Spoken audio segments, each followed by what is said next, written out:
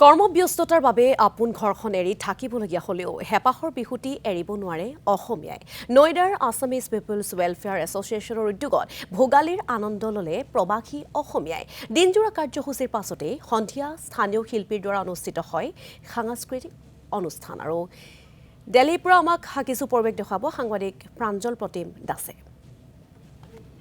ভোগালীৰ বতৰ আৰু এই মুহূৰ্তত আমি আছো নয়ডাত। যিসকল লোক যিসকল ব্যক্তি ৰাষ্ট্ৰীয় ৰাজধানী ক্ষেত্ৰ নয়ডা, দিল্লী, হাৰিয়ানা এই অঞ্চলত বাস কৰে, যিসকল এই ভোগালীৰ সময়ত অসমলৈ যাব পৰা নাই, তেওঁলোকৰ মনৰ যি অৱস্থা সেয়া সঁচাকৈ এই মুহূৰ্তত সকলোৱে সেই আপোন গাঁওখন, আপোন ঘৰখন, অসমৰ পৰিৱেশ সকলোৱেই খুব বেছিকৈ অনুভৱ কৰে। তাত থাকিব নোৱাৰাৰ যিটো দুখ, সেই দুখটো কিন্তু তথাপিও হেপাহৰ ভোগালী বিহু লগে ভাগে এসাঁজ খোৱাৰ আমাৰ যি পৰম্পৰা, মেজি জুই যি উত্তাপ আৰু বছৰটোৰ কাৰণে আশীৰ্বাদ লোৱাৰ যি পৰম্পৰা, যি ঐতিহ্য, সেইখিনি অসমীয়াই কেনেকৈনো পাহৰে। আৰু নয়ডাত এই মুহূৰ্তত আপোনালোকে দেখিব ইয়াত আয়োজন কৰিছে নয়ডাৰ যি এছ'চিয়েশ্যন আছে তেওঁলোকৰ ফালৰ পৰা। এয়া জুই কাষত আৰু ভোগালীৰ ৰাতিৰ এই পৰিৱেশ মই আপোনালোকক দেখুৱাইছোঁ।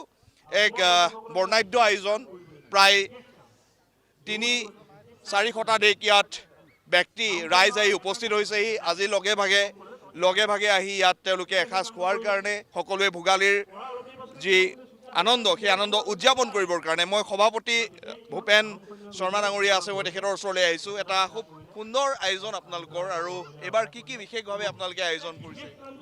ধন্যবাদ প্ৰাঞ্জল আৰু প্ৰতিনিধি টাইমছকো আমাৰ তৰফৰ পৰা আছাম পিপলছ ৱেলফেয়াৰ এছ'চিয়েশ্যনৰ পৰা ধন্যবাদ।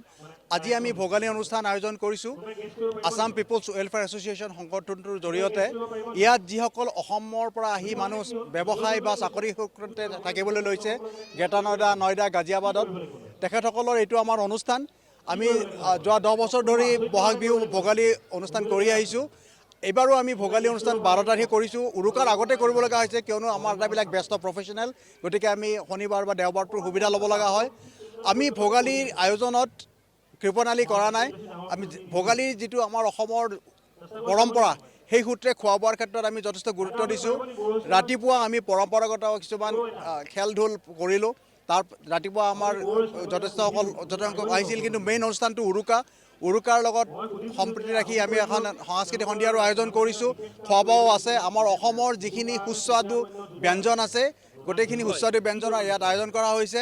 আপোনালোকে দেখিছে নিশ্চয়কৈ এটা খুব সুন্দৰ পৰিৱেশ। মই পাৰ্থক এবাৰ দেখুৱাবলৈ অনুৰোধ কৰিছোঁ। পৰিৱেশটো আপোনালোকে নিজে অনুভৱ কৰিব।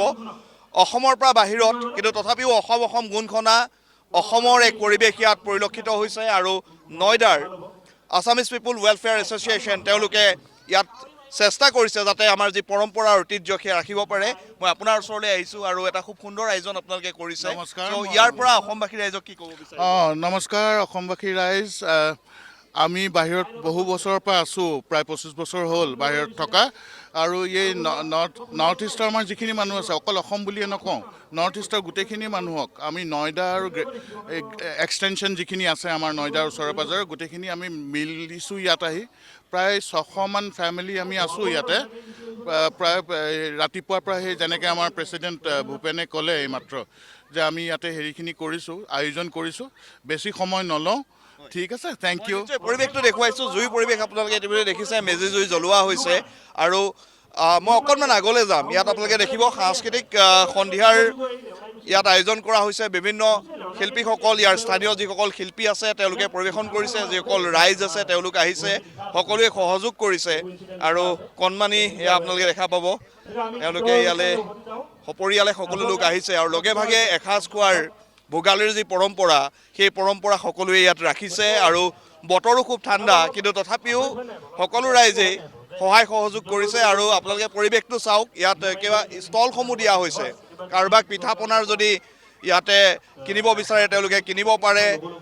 কাপোৰ বা বিহুৱান যিখিনি বিষয় আছে সেই বিষয়খিনিও ইয়াতে ৰখা হৈছে, ষ্টল ৰখা হৈছে সকলো লোকেই, যাতে তেওঁলোকে ইয়াতে আহি এই পৰিৱেশটো উপভোগ কৰিব পাৰে। আৰু খোৱা বোৱাৰ যি ব্যৱস্থা ইতিমধ্যেই কৈছে। আৰু এনেদৰে দিল্লীতো দেখা পোৱা গৈছে হেপাহৰ ভোগালীক লৈ এক উখল মাখল পৰিৱেশে বিৰাজ কৰিছে। আৰু দিল্লীৰ নয়ডাৰ পৰা আমাক সামগ্ৰিক পৰিৱেশ দেখুৱালে সাংবাদিক প্ৰাঞ্জল প্ৰতিম দাসে। তেওঁক এই মুহূৰ্তত আমি ধন্যবাদ জ্ঞাপন কৰিছোঁ।